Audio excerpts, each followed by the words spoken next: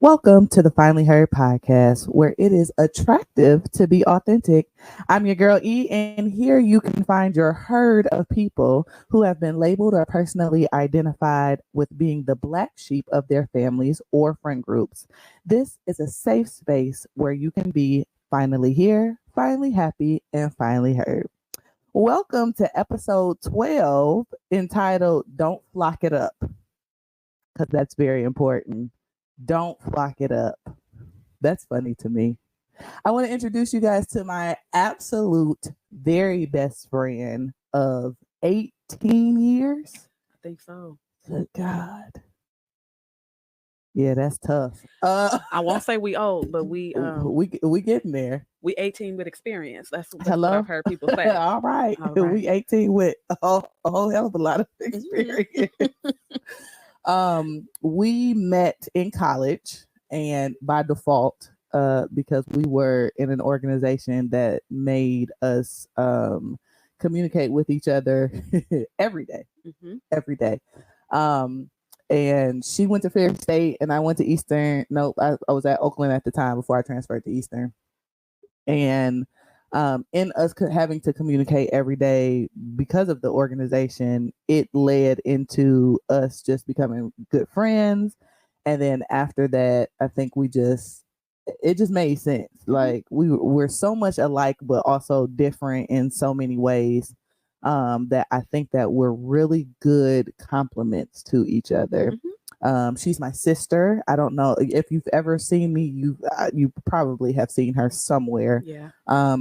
She is a director of multicultural affairs. Yep. At a prestigious university. She's probably one of the smartest people that I know. Welcome to Melissa. Thank you so much. Applause. I think I got a button on here for applause. That's not it.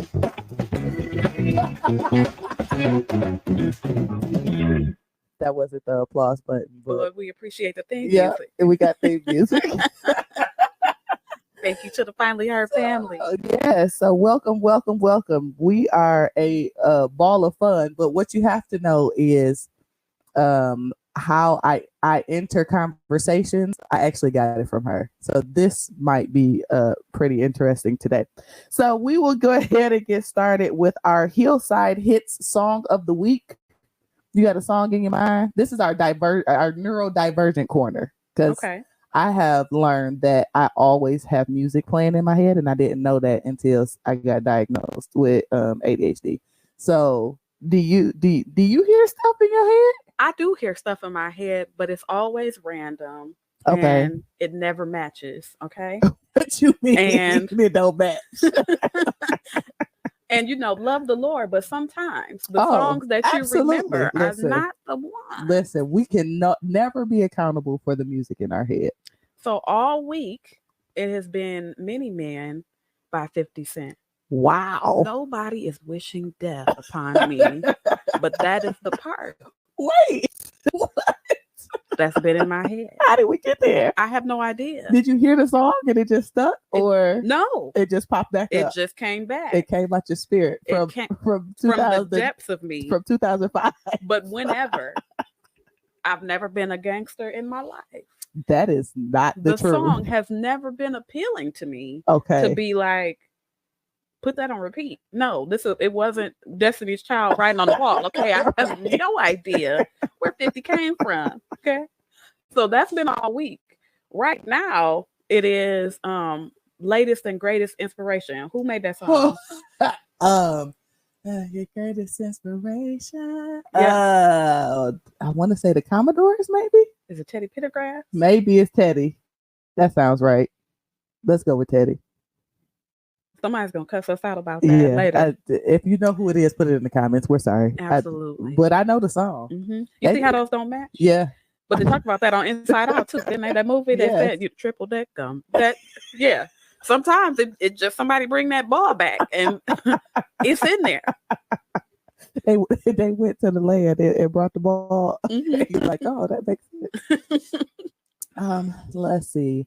My song of the week. I just been listening to Fantasia all week because we were getting ready to go to the concert, which we went last night, and it was absolutely fantastic. Phenomenal. Yes, it was a good time, and I got to do it from a chair. We'll talk about that in a minute, but this from the chair. So sometimes you have to lose to win again. When I tell you, I felt that rise in my spirit. It felt like a Negro spiritual of sorts. Absolutely. Like when she sang that thing last night, I could have went into a full blown worship. Listen, when somebody say something and you a church kid and it's in you be like, oh, it quicken you. Listen, if Shane Park had aisles to run, baby, if the security wouldn't have tackled us for getting in the aisle, they was on their job last night. They was on top of it. Baby, I was like, hey, I said, wait a minute, Lord, am I supposed to quicken to Fantasia? But we also know she's saved for real. She is. And she got to go. It's in her. So I don't feel guilty for listening to that type of music. Also saw some people from a church in the crowd, which also reinstated the fact that I shouldn't feel guilty. No, you should never. I feel like God makes us whole beings. God made music. He did. God made a whole lot of stuff. It is what we do with the total, the confluence of what God gave us makes confluence? It into. Wait a minute. If it's going to be used for good or evil. That's very true. Whatever you do too much in indulgence is typically where it goes downhill. So let's talk about that blue drink at the Aretha. Okay, the man tells them every time on the mic there are 17 liquors in the drink. Drink one, and that's it. Get through half if you want to indulge. We saw a lady walking out of there who had like 4. She was tiptoeing in front of me like we were sneaking when we were leaving. Ma'am, we see she looked like the hamburger. Why are you on your tips? In cowboy boots at that. What are you doing? She did. And then somebody stepped on them cowboy boots. Yeah. And if you drunk, you swearing. So this tip over here, this tip over here, that tip is over there. It's too much. Ma'am, where's your Uber? Because you can't be driving home like this. Please don't be driving home. Her friend looked so annoyed. Yeah. Like, don't be that person. I told you not to drink that last one. Don't be that person. Don't be that person. But yeah, Fantasia was amazing. Fantasia had a phenomenal show. She did. She gave us all the energy, all the dance moves.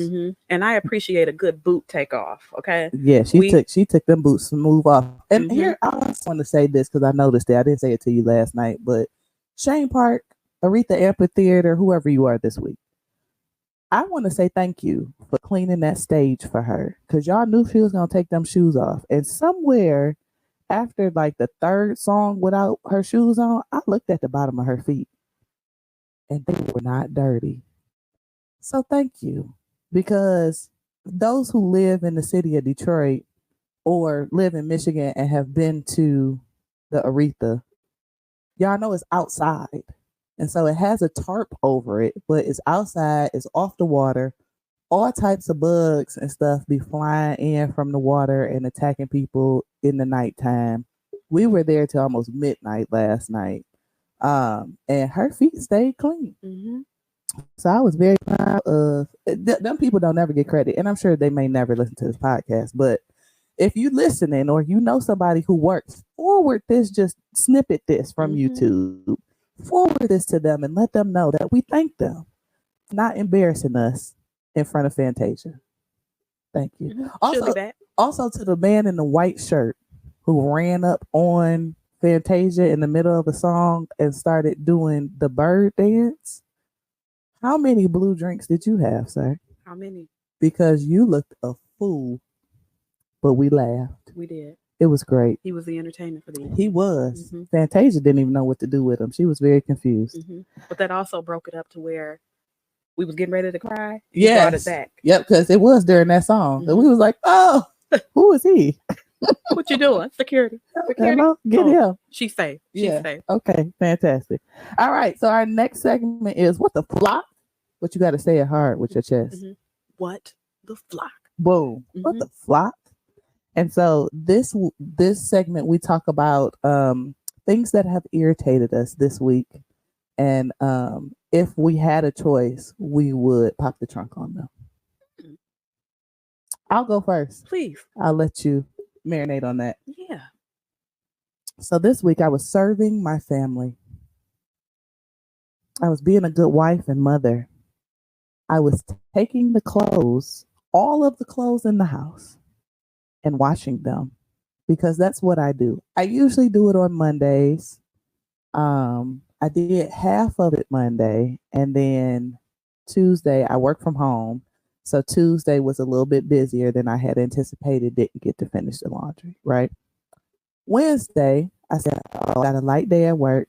I'm gonna go ahead and knock this laundry out. Mind you, I'm at home and I'm by myself.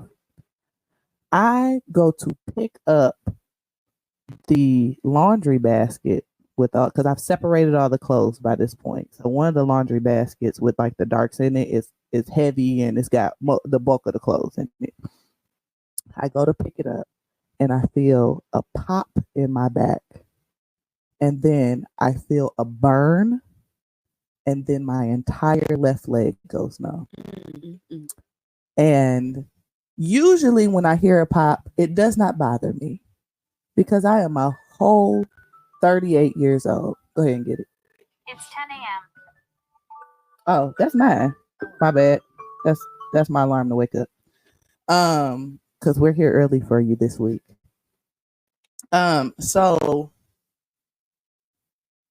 usually when I'm 38, so I'm gonna pop. It happens. But this pop was different because that acid burn that went down the crack of my ass and down my leg, I didn't have it to give. You don't need it again. Oh no. So then I'm like, oh, I did something. So I start stretching a little bit, but I do deal with sciatica. And so I'm like, dang, it's my sciatica flaring up. That sucks. I went to continue the laundry and I bent down again to put the laundry. We have a front load washer to put the laundry in the washing machine. And I got stuck. And I couldn't straighten up. So you know how something hurts so bad, your face, like your tears start coming down your face unintentionally, like you're actually not crying, but your body is responding to the high levels of pain. That's exactly what it started happening. And I mean, it was like waterworks. And I was like, oh, this is bad because I don't cry. So I'm in trouble. I also have a high pain tolerance. So the fact that the tears started coming was a lot. Call my mama because my mom threw her back out when she turned about 40. She sneezed and threw her back out and couldn't move. And so I'm like, let me call mom to see what she did, because if I just threw my back out, I'm not going nowhere. I'm going to just go try to sit down. I called her, but by the time I called her, my tears turned into a full panic cry. And I don't panic. You know me. I worked in healthcare. I be straight. So when she picked up the phone, it was, and she was like, what's wrong? I said, I think I threw my back out. And she was like, I'm on my way. I said, okay, all right. But I actually called to ask you a question. We didn't even get there. She said, did you call John? John is my husband. I said, no, not yet, because I thought I was just calling for information. She said, well, you call him. And I said, well, he at work. I don't want to bother him. The level of cussing that lady started to do. If you don't call him, mother. I said, oh, okay. All right. If you don't call him, I will. And she hung up on me. How you gonna yell at me and I'm in pain? Like, I'm the one going through. So then I call my husband. He gets he like, I'm leaving right now. Like he was so fantastic in that he didn't ask no follow-up questions. He didn't know what happened. Like, I didn't give him no story. I called him. He heard the cry. I said, I did something bad to my back. He said, I'm on my way. And that was it. So, extremely long story short, fast forward, we get to the hospital. I had to wait 5 hours to be seen. I never got a room. They put me in the hallway because it was so many people there. After I get seen, they're doing the physical exam and they're like, we think you have something wrong with your back. And depending on if it's a slip disc or not, we might have to put you in like emergency surgery. And I'm like, surgery? Like, I ain't in the mood for surgery. I got stuff to do this week. My graduation party is next week. I ain't got time for this. I'm like, Lord, please no surgery. He like, all right, bet. So I go do the MRI, come back. They're like, it's not pressing your spinal cord, so you're good to go. So I said, what's the diagnosis? And she went, huh? Okay, so we know it's not the disc on my spinal cord. Praise Jesus. But what is it? Oh, we're just gonna code it as sciatica. I don't care what you code it as. That's what you send to the insurance. Mm-hmm. What's wrong with my back? Because I have dealt with sciatica. This is not sciatica. I can guarantee you that. Which is why I went to the hospital. I know I could have figured out sciatica. She goes, oh, no, it's just sciatica. So, okay. So we go home. And then, I got the portal. So they sent me a message like, you have new MRI results on the portal. Now, for those of you who don't know, I've worked in healthcare for almost 20 years now. And I used to work for a neurosurgeon at U of M. So I had to learn how to read film like it was a part of my job. So I know how to read most MRIs, X-rays, CAT scans, because I used to have to figure out, what was going on. The MRI said I have 3 minor disc bulges and I tore a muscle in my butt. What? They didn't send me home with no pain medication. Not that I usually take it. Like, I got to be messed up to really be taking some pain meds. But I knew it was bad because they gave me morphine, Tylenol, Motrin, a lidocaine patch, and some muscle relaxers. And my pain went from like a 7 to a 4. Like, it didn't even knock the pain out. These they never told me. They said, oh, just see the back clinic when they call you. When they call you, how do I know when the back clinic is supposed to call me? I feel like, also want to know, it was only 2 Black people in the ER. And we was in there waiting. I feel like they don't take our pain seriously. Yeah. Because for me to be at a level set, I always tell people, how they be like, on a scale from 1 to 10, where's your pain? I tell them 10 is childbirth, natural, no anesthesia. That's what 10, because that is the worst pain I have ever felt in my life. So if 10 is childbirth, I'm at a 7. She was like, oh yeah, well, we're going to just put you in a wheelchair and we're going to sit you out here and just wait for us a minute. And a minute turned into 5 hours. No pain medication, no stick it on your back, no patch, no nothing. I'm sick of y'all. Yeah. I'm sick of y'all because there is no reason why, like we have to do something in our healthcare system. And I'm sorry, I'm really passionate about this because this is why I went to school. We have to do something in our healthcare system where emergency rooms are not that full. Yeah. For it to have been a Wednesday afternoon, y'all niggas supposed to be at work. And it was 73 people ahead of me in the emergency room.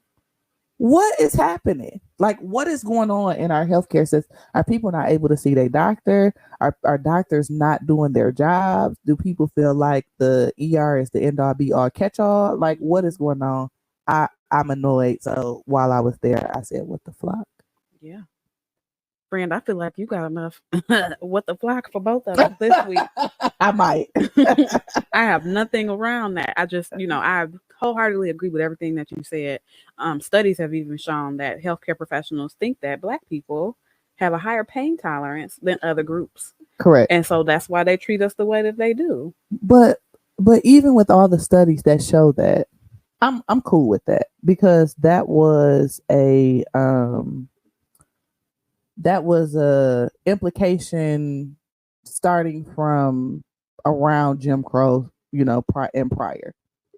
But once we figured out we were no longer 3/5 of a person and all the things, what has changed in the education to the providers to say, hey, when somebody, first of all, Black people don't like the doctor. Like, let's just keep it a buck. I've been dealing with this back pain since February. So the fact that I'm here is already telling you something. Black people just don't go to emergency rooms. We don't want to deal with the copay. We don't want to deal with the wait times. We don't want to deal with the insurance. We will do everything to get out of going to the doctor if we have to, just by nature, because we understand how y'all treat us. So why wouldn't, when we show up, why wouldn't it be like, oh, this must be serious? I think, friend, it's the resilience and the call to action, right? If we don't show up consistently to make them do the job, and we are not patients that they regularly see, one, they're not getting the experience, two, they're not being held accountable. True. And so then you've been dealing with it since February, right? Yeah. And it's now, so that means your pain tolerance must be high. Correct. And you could wait 5 more hours if you've been waiting 5 months. And that's the way that they think. That's so very true. A thing that I've been doing, because like I've had some health issues from time to time too. I started getting on the, okay, well, you said that. Do you feel comfortable putting that in my documentation? Oh yeah, I do that 100% of the time. Write it in my notes to put your name next to it, because if I have to come back, we're coming by name, and I'm calling your shift supervisor. Absolutely. And I'm also probably gonna blast you, because why am I here for this again? And if it get bad enough, I will submit a complaint to the board. Play with me if you want to, because I'm sick of this. And it would be different if you could look at my chart and see that I've been here the last 6 months. Every month I'm trying to get a prescription filled, or there is a such thing as a drug seeker, or somebody who is a detoxer, like we call them ETOHs in the hospital. And so those are people who you know how people decide they don't want to do drugs and then they do, and they kind of keep going back and forth. Well, they'll go to the hospital and say that I'm detoxing because they want the methadone. And then they get the methadone, and then methadone is just as addictive, honestly, as the drug itself. And so then they get the methadone, they stay on the methadone until it runs out, and then they go back to their drugs. So they're late. Like it's a marker in your chart that tells you that. I don't have no markers in this chart. I do what I'm supposed to do. I get my little infusions once a month. I take my little meds, and I mind my business. So what you're not going to do is treat me like I'm a criminal. And I pay $18 million a month for insurance. Now that's the gripe right there. Why am I paying you so much? And the service not be, okay?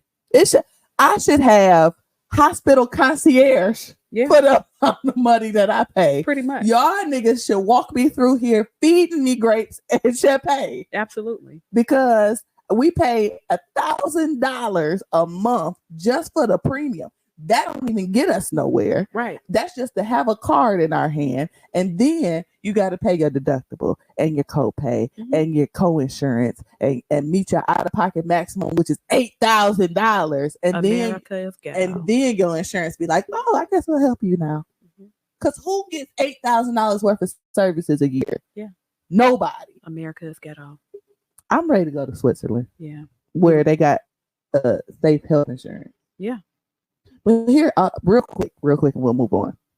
I saw a TikTok the other day where this girl had lupus, and she had been going to her physician. She had changed her entire diet, and the doctor was literally like, I am doing everything in my power to help you go into remission. But based on the food in our country, you will never go into remission, because even if you're eating healthy, our fruits and vegetables and stuff have so many pesticides in them and have so many, it has so many alterations of like seed manipulation and things like that, that nothing is basically like, even though you're eating fruits and vegetables, you're really not eating fruits and vegetables, right? So the girl who was a Caucasian woman, she said, forget it, I'm going to Switzerland. And Switzerland is very much like a couple other countries that has like universal health care, and their FDA is very strict on what's allowed to be mass produced in the country, and they have better stipulations. Everybody got better stipulations than America, but they have better stipulations. She told her doctor, like, this is gonna be my last time seeing you. I'm moving. She said he cried. And he said, I hope that you get the help that you need, because I knew you was never going to get it in the States. He gave her his personal cell phone number and his personal email address. And he said, I want to follow up with you to see what the healthcare what the healthcare over there, how it changes the trajectory of your disease. Mm-hmm. So everybody with chronic illnesses are never going to get the help that they need. Because even if you turn into, have you been watching Tabitha Brown? Tab had been breaking out in the hives, and she couldn't figure out why. This nigga is a vegan. Yeah. Like, she didn't already eliminated everything out of her diet. No dairy, reasons. No gluten, no meat. No, she's allergic to soy. Like, she don't eat nuts. She literally is a rabbit. And she was still breaking out in hives. And they couldn't figure out why. And they said that whatever she's still eating, there's still allergens in it. And now they just have given up and like, just take the shot. So she get 3 allergy shots a month. What are we doing? Like, how is it that you're a vegan? You're a vegan. You're a super vegan. Yeah. Because some vegans will dibble and dabble. Yeah. She is super duper vegan. Yeah. And she be eating mushroom steaks. Like, what is going on? Mushroom steak. Because what is that? Baby, when she made that fish out of them trumpet mushrooms. Yeah. I said, I can't follow her food content no more, because this is stupid. That's nice. What is find that? You during the Daniel fast, but I can't. I'm trying to keep up, but you got ingredients I never seen in my life. Yeah, and then where you be finding it? Yeah. Neither here nor there. All right. So our next segment is called Sheep Happens. Mm-hmm. And we always do our Sheep Happens based off of information that we find off the internet or that you all submit to us at admin@finallyherd.com. Feel free to submit your suggestions for the segment if you choose. Oh, I got one, friend, from our conversation. Oh, okay. Fantasia. Okay. And it's going to lead into our segment. Okay, go ahead. So remember, Fantasia, again, we talked about how phenomenal she was, how her show was everything, yes, right? She puts fantastic. on a performance, okay? Yeah. The lady sings, the background singers. Backgrounds killed it last night. That girl was a contralto. Okay. Oh, she did me good. The folks was on their jobs. Yes. Okay.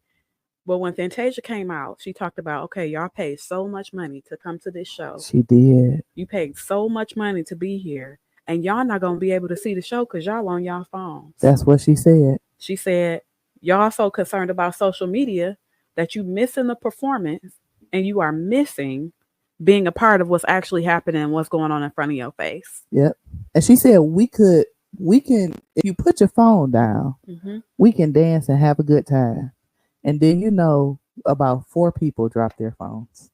I mean, everybody was like, girl, you're so funny. That is so interesting. Yep.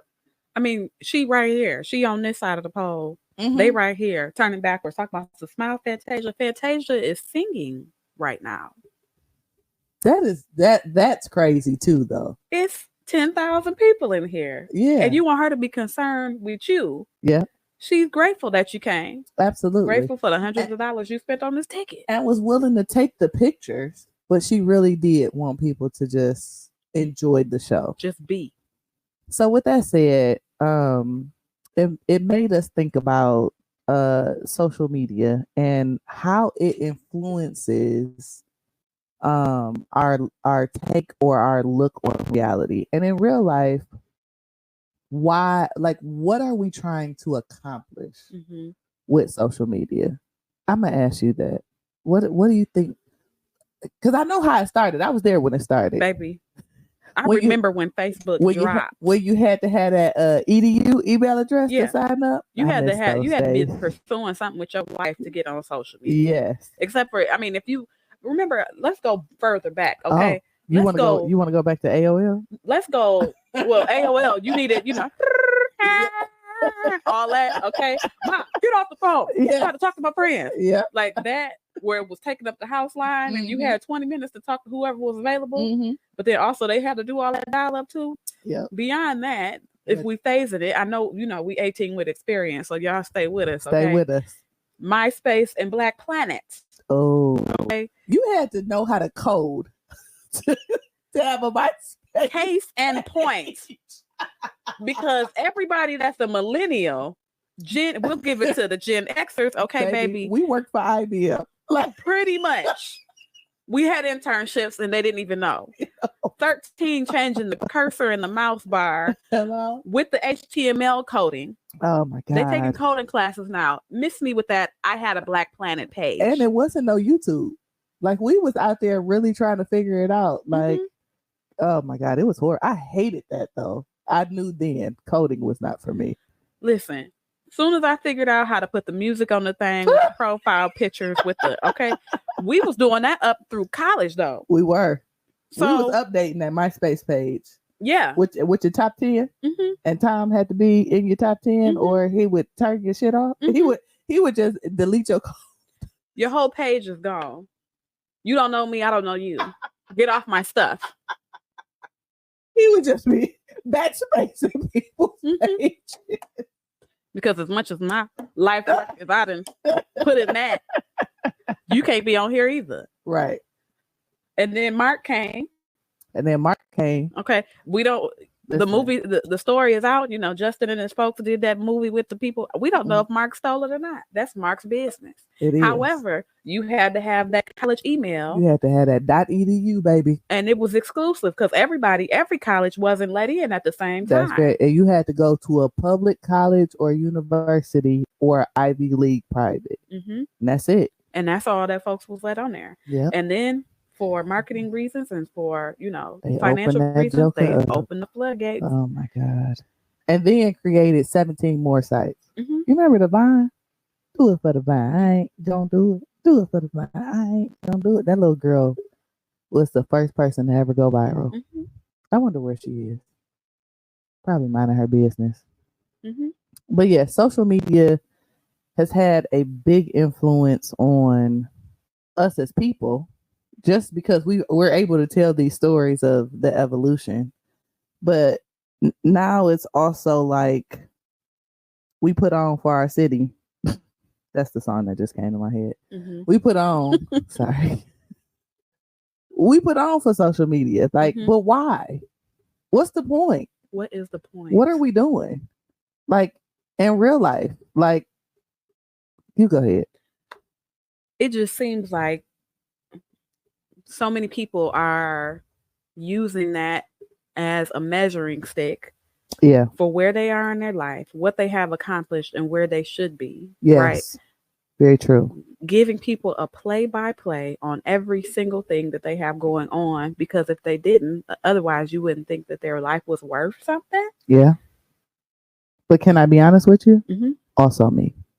Because I be on there like, there are those, no offense, those white influencers that they whole house is beige, you know what I'm talking about, and white and cream and gold, and their refrigerators are stupid organized, their drawers are stupid organized, everything got a place for everything, everything is in a pretty container, and even though functionally this doesn't make sense, right? Because if all this stuff in the cabinet is in the container, if you got extra in the regular bag, where do you put the extra until you need to refill it? You know what I'm saying? Like, do you have a separate pantry for the pantry? Like, it's real questions as far as how this happens operationally.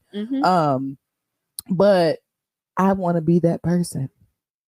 I want everything to be neutral in my house too.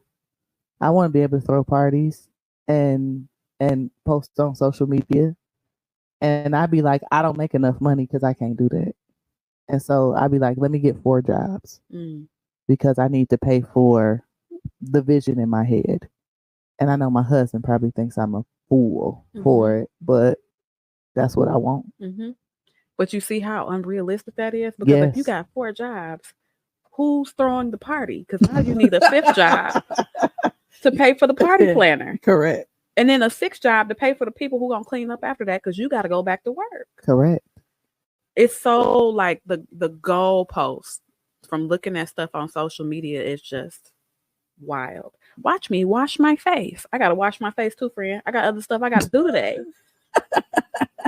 And then in the comments, oh, what cleaner did you use? Turn to the right because I didn't see you get the right cheek. Yeah. It's not, but why? Well, do you feel like it is social media is psychologically changing the blueprint of how our brains work? Absolutely, I do. In what way? That's a good question. I do honestly believe that social media, and what people are doing is changing that. I think that we as people, and not that social media hasn't provided us the tools otherwise to be monitoring ourselves with that, because there are on every app functions for you to see how long you've actually been on that app. Right. So they're giving we don't use that. Yeah, you can actually make it cut itself off. You can actually change your news feeds to only say, things that are important to you. Right. You are responsible for the content that you're consuming. Mm-hmm. But I mean, psychologically, and even, who checks their phone before they check the email? Me. Who's on social media, before you pray or before you speak to somebody in the morning? Are you checking your stuff? Yeah. Psychologically, that is prioritizing itself in your mind to be of some more of utmost importance, right? So saying back to what Fantasia was saying, like, you can't even be in a moment. Yeah. You can't even recognize where we are and what we're doing because you are on your phone. Yeah. But your life is judged by pictures too. But why? That's a good question. Because if you didn't post them, who would know? But then I think there's a opposite for everything that we feel about social media, because in one sense it's put your phone down and be in the moment, but then it's like when you experience loss in your life and you're like, God, I'm glad I got this video, or God, I'm glad I got these pictures. You know what I'm saying? And so then it really encourages you to take more pictures or take more videos so you can have a lasting memory in case you experience loss in some type of way. Or like I know for me, when I am social media binging, which I've tried to stop doing, actually I just started reading books again, and I bought a Kindle Unlimited subscription, $10 a month. You can get any book you want, and I've just been reading. Like I think I've read like 4 books in the last month and a half. Oh, good. But when you do go on social media, my excuse personally is it's information, and you are open to so much more information through social media than you would in your personal relationships. And although I don't think all information is good information, like there are certain things that I don't ever have to know. You know what I'm saying? Like Nelly and Ashanti's relationship, could not care less. I really couldn't. And I think that that's good for them, that they found their way back to each other and all the things. But why do I have to watch the videos and know everything about y'all lives and your pregnancy and all the things? I don't care.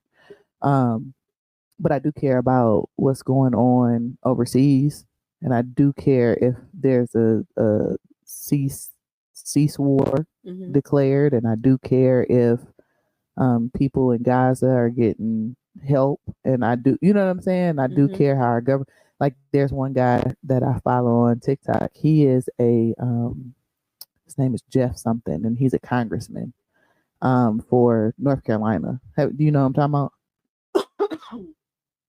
No? Okay. But he literally, every time they have a congressional meeting, he goes on TikTok and tells us what happened in the congressional meeting, whether it was aired or not. And so, like, it'd be like, this is what be going on, and who blocked the bill? Like, you know what I'm saying? Like, for real, this is great. Like, thank you, Jeff, sir. Like, this is fantastic. So that so it almost gives you reason, or it makes you feel like you get permission, to continue to indulge on social media, even though you still get the effects of all the other things that show up on your timeline. Mhm. You know what I'm saying? Mhm. But it's an excuse Mhm. ultimately. I think there are it's levels, right? Like just how we were talking about the blue drink earlier. I think it's levels. Like, you know, you have a consumption to a point, right? Like, Yeah. because yes, I think that social media, like we were talking about accountability earlier, social media is a way of holding people accountable. You see what's going on, different Yeah. places, you know what businesses to support, you know what's happening overseas. And I think that's the joy of social media. Yeah, for is being sure. able to connect with people and experience other worlds. Yeah. Right. So, yes, to that degree, but some stuff is just like, okay, Enough. we're done. Yeah. Right. So, like some of these viral trends, like a lot of kids taking part, what was it, the cinnamon challenge? Remember that? Oh yeah, and people was choking to death. Yeah. Why are you snorting cinnamon? Or eating Tide Pods. What are you doing? That's also just stupid. Yeah. Like, why would you eat soap? But I think part of that too is that sometimes social media, it deafens our connection to reality. Right. Yeah. You can die. Like you're mortal. Yeah. And something about this makes you feel immortal. Right. Yeah. Something about this makes you feel like you are at another status. That's And good. how is it that, you know, that you can limit that so that you can enjoy, you know, living Tide Pod eater? What's happening? Right. And also, just I want your take, just because you work in education, like, and you've been in education for a long time. What has been the transition of the way kids show up to college from 10 years ago to now? Like, how has the average 17, 18-year-old graduating senior in this country, or just in the state, you know, that go to your university, like, what have you seen? What differences have you seen of how they were showing up 10 years ago versus how they show up now? We can have an honest conversation Please about do. this. That's what we're here for. Quite honestly, it depends on the socioeconomic status of the student. Oh, I mean, so my students who go to high affluent school districts, I teach at a university, so I do teach some college courses, and then outside of that, I'm a director at a college. So a lot of student success work for those who might not be familiar. So our students who come from like high affluent backgrounds and all that kind of stuff, yes, they use it. Yes, they're using it for other things. My students who come from low to middle class backgrounds are on their cell phones more. Really? My students who come from low socioeconomic backgrounds, from everything that I've seen, are the ones who cannot write. Okay. And I mean to the point where they don't capitalize I's in sentences. They try to use phones as like back doors for getting things accomplished. So it's like, rather than typing this paper, I'm gonna talk to the phone, right, and make the phone type the paper, right. So I'm a Chat GPT it. And Chat GPT is new, but yeah, they're not watching videos on, because if you're using Chat GPT as a tool, right, then it's supposed to be a tool and not do the assignment. Right. 2, what you need to be doing is using this as a thought pattern and figuring out how to put your own thoughts into what has been generated. Because otherwise you sound stupid as hell. Right. And then also I won't even say children, because professionals are using Chat GPT as well For sure. at this point. And I mean at like high levels. Yeah. They're using it. At this point, there are generators where I can take your whole paper, put it in there, and it'll tell me how much of this was generated by a Chat GPT. Right. Or any type of those generative bots. Right. So now I know you can't think. You know what I'm saying? So think about that in terms of who's becoming doctors and nurses and all of that. Jesus. You didn't generate a thought. The computer told you what the formulas were. Right. So then you can't help me. You know what I'm saying? Right. Like, you are no longer a professional. You are somebody who was stuck in place. So when you think about like how all of that stuff, like kids can't spell. And really the ones who need to be learned, who haven't been taught education, just like our healthcare systems. Education is one that is like it's a larger conversation that needs to be had. Yeah. But students are not being prepared to move forward in the same ways. Yeah. And so really whoever's paying taxes, whoever's putting those taxes into their school districts, those are the students who have resources and are being actually trained to go to school and are ready for college at freshman level. Yeah. And I mean, even if you go to a district that's underperforming and your kids are in AP classes, that means that they're prepared. They're at the 12th grade level by the time they get to college. That doesn't mean that they know college. They're doing college level work. Okay, wait, time out. So you're saying that if I go to an inner city school and my inner city school is known to not necessarily be up to par. Mhm. So I'm in high school, I'm in the 11th grade, and I'm taking AP classes. I'm thinking I'm college prep because I'm in these AP classes. But if I take AP classes from 9th to 12th grade in an underperforming school, when I get to college, I'm no longer college prep. The college prep wasn't prepping. No, there's a scale. And around the time that the court cases were coming out of U of M, they really exposed this because we studied this in my AP class in high school. Oh, the scales. Yeah, your AP class was doing something different. So just in this area, so if like a Wayne Westland 3.8 is not a 3.8 at Bloomfield Hills. Y'all were not covering the same materials, and those kids are more prepared because they have different resources. Right. Okay. So me taking an AP class in high school. Yeah. My first English 1050 class in college, I got a D that first semester. Yeah, listen, I took Shakespearean English at 8 a.m. my freshman year. Who the hell does that? If I ever find that academic advisor that signed me up for that class, I'm coming for you. On your ass. Absolutely. But I think I got a C- in that class, and I was like, C's get degrees, and I just kept going. But I was a 3.7 student in high school, and I was supposed to be at a higher performing school because CMA was a part of, I think we were top 4 or 5 in the city of Detroit. I was National Honor Society, you know what I'm saying? Like I had all the credentials. When I got to college, I was immediately on academic probation. And I think I got like a 2.2 or something, or 2.3 my first semester of college. But I didn't understand why. I knew I was smart. Yeah. It's the preparation. It's how students are being prepared. I've never heard anybody word it like that. So schools that are in some schools like think about like CMA and Renaissance, Cass, some of those schools, they are resourced.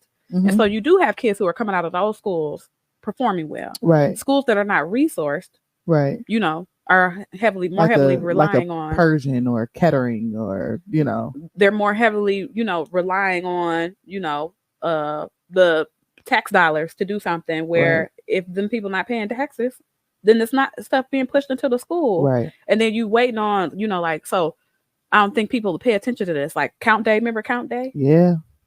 Count Day has become a big thing now. But because what Count Day is for is census. Right. So that's how they get their money for the school. So if your kid didn't come to school that day, you didn't think it was important for your kid to be at school that day, that means that you are affecting the dollars that are going into that school. Right. And so, yeah, everybody got to be their own Count Day. Yeah. Now I'm telling you, they giving away iPads and PS5s and all types of stuff, trying to get them kids to come to Count Day. But I think that they finally understood the impact of those kids. Because like 1 or 2 kids, you'd be like, we'll figure it out. But when 100 kids in a school of 500 don't show up and a fifth of your population is at home, then your school is hit hard. Yeah, but the 2 kids that aren't there on Count Day are probably the ones that are using up majority of the resources. You're right about that. You get what I'm saying? Yep, because the counselor got to call y'all every day. Yeah. That's you might be my behavior. You might be the one that the parent is not. You know what I'm saying? Like you might be the one that somebody doesn't have a handle on or is paying attention to. Yeah. And so like relating that back to what we were talking about with social media and schools and all of that kind of stuff. So yeah, my kids who went to schools that were either and I can't say that that's all the time, but that does happen. Yeah. But also just in generally speaking, we have to have rules in our classrooms that are written in our syllabi around put your phone down. You can't be in your phone. Yeah. You can't use chat GPT for this thing or that thing. Mm-hmm. And then you have some educators who are blending it into their curricula because there's no way around it. Mm-hmm. So it is, okay, you can use your phone for this assignment. You can Right. use chat GPT for this assignment. Let us show you how to use it Right. appropriately. Right. Because we know that you're going to use it. We might as well like ride the wave. Right. So you have students who have done that as well. But some of my students who are more highly performing, I mean, if I catch you, I've had students before, I've caught them on their phones while we're in the middle of something. What are you doing? Pay attention. I'm checking my stocks. Oh. Well, what you doing here, big dog? My parents are making me come here. I don't actually need to be here. I'm running a business on a coast right now. I had a student who was running a maritime business, so he's running boats. Oh. While we're in first year student success class. Yeah. Yeah. He renting boats from the desk, right? And putting up social media posts about that. Right. While we're learning about how to navigate the university. Alcohol consumption. You know what I'm saying? Like, so there are students who are most definitely being taught to use it as a tool. Yeah. But if you look around, look about how America uses social media versus other countries, right? Yeah. Like there is some truth to the arguments of we're on it too much. It needs to be, censored and all of that stuff. For sure. And I'm not about the censorship of creativity, but I'm just like the way that our minds are. Yeah. You have other countries that are using it as a tool, making money off of it, getting off of that thing and going to do other things. It's not replacing education. It's not replacing other things for them. Yeah. And so I think those are some of the things that we need to, look out for, because it's going to have to be values that we instill in ourselves, because I don't think anybody's going to regulate that for us. Yeah. That makes perfect sense. I think as far as, I don't know if I said this in your introduction, but Melissa is the godmother of our boys. And I remember going outside and playing just to make friends in the neighborhood, because you never know what would pop off. And I need to be able to run to DeLorean house or Shetty house and get some backup. I remember being in school and being like, hey, we got to finish this together. You know what I'm saying? And in high school, we would rally around each other and everybody was friends. And we like, hey, this assignment is hard. Like, let's help each other. The sense of community that is lost with social media with our kids makes them so lazy. Like, they don't care about meeting friends because they have videos that keep them company. They don't care about the real time socialization. They don't care about building community. They don't care about, and to be very honest, I'm saying this for my children because I see them, but I know that this happens in adults as well, where those who are naturally introverts, they don't, who are put in uncomfortable social situations initially to make friendships and create bonds and build community, they don't feel like they have to do that anymore because of social media. You know what I'm saying? And even when it comes to dating and things like that, that's where the dating apps came from. You don't want to leave the house and go meet somebody? We'll bring it to you. Like that, it's a good tool, but it also is an enabler.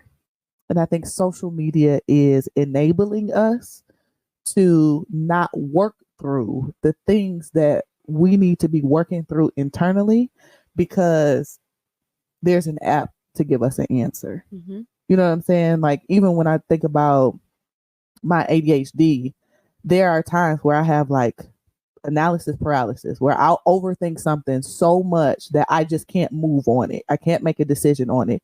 Do you know there's an app for that now, where you can put your problem in the app that is like, and it will scare you into making a decision and moving.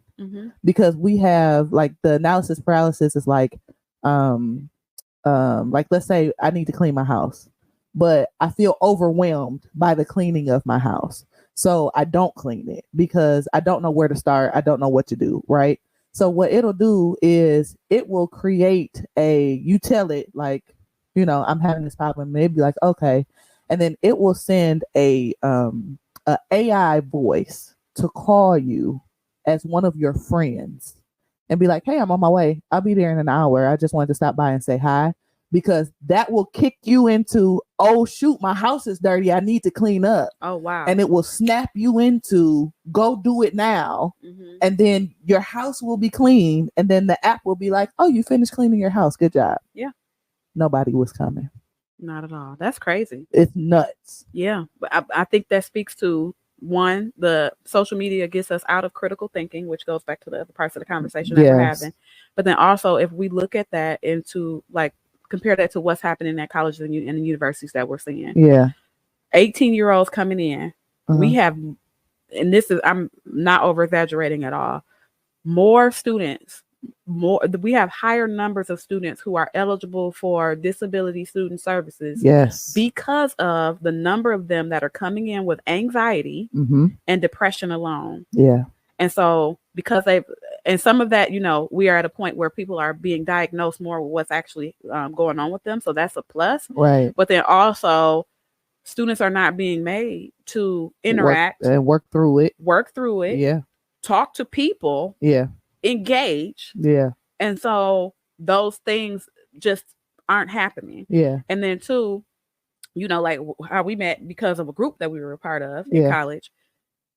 We are not, especially post-COVID, we are not even able to get students at higher rates to come out to do social things.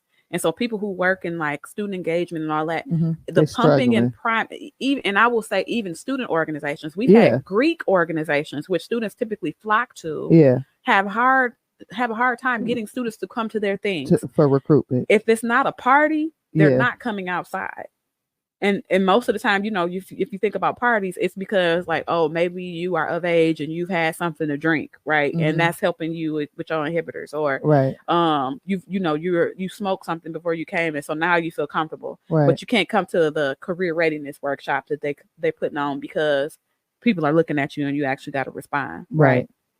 And so it's like that's what we're dealing with now is like, they're paralyzed because everything that I have done or everything that I know that I've done well is through avatar, which is you, pictures that you've posted of yourself. So you have become your own character on social media. And so now they have to see you in real life and you no longer get to be whoever you created behind the screen. That is crazy. But I mean, we all go through that because when I tell you, everybody want a tummy tuck and a BBL and a facelift and some Ozempic and all the things, because not because of how we necessarily feel about ourselves. It's one thing if you just look in the mirror and you're like, I'm not happy with what I see outside from societal norms. But for you to make Kim Kardashian like your body goal, and it's like do you know Kim go get work done every quarter? Yeah. Like she get a little lipo, a little Botox, a little every quarter to keep that up. So, but I mean, I think social media is setting industry standards across all industries now, whether it be education, whether it be lifestyle, fitness, everything with our children's content. Social media is just the way of the world now, and it's a scary thought, honestly. Yeah, like. If we don't get out of this soon, we're going to be in trouble as a collective. Yeah. Yeah. So, touch grass. That's what they be saying. Touch grass. You need to go outside and touch some grass. Touch grass. And so that's what people say. You need to go touch grass. Because people be so deep in a rabbit hole on social media that. Yeah. Touch grass. I like that. Yeah. Y'all go touch some grass today. Touch grass. Touch grass. We appreciate you watching the episode, though. And let this be your social media fix for today. And then after you get done watching this, touch some grass. I like it. Thank you, Melissa, for being here. I told y'all she was smart, right? Right. And that's a wrap, family. Finally Heard family. Send us questions, shareable stories, and testimonies about your Black Sheep experiences. We want to hear from you. This is really intended to be a interactive podcast. You guys are supposed to send us stuff. We're supposed to talk about it live. Get your questions answered. If you like, hey, I got this situation I'm going through, I want to know other people's, take on it. You send those stories to us. You can remain anonymous. We will read them on the air. You'll get our feedback as well as the feedback of those who end up leaving comments or, on social media. So make sure you send that to us, admin at finallyherd.com. And again, please indicate if you would like to remain anonymous. If you would like to be a sponsor, all of the lights and cameras and microphones, this takes work and it takes money. Amen. So if you would like to become a sponsor and allow us to promote your business on our social media pages as well as live on the podcast, you can also send those requests to admin at finallyherd.com. Don't forget to like, share, and subscribe on all of our social media outlets at Finally Herd, HERD. And we absolutely expect to see you here next week. So make sure that you grab a friend. Tell somebody about the podcast. If you like what we're doing, you like what you see, make sure that you support and help us to propel this brand forward. So again, thank you so much for listening to the Finally Hired podcast. I'm your girl E. And I'm Melissa. And we are the ones that he came back for. Until next time, guys. Bye.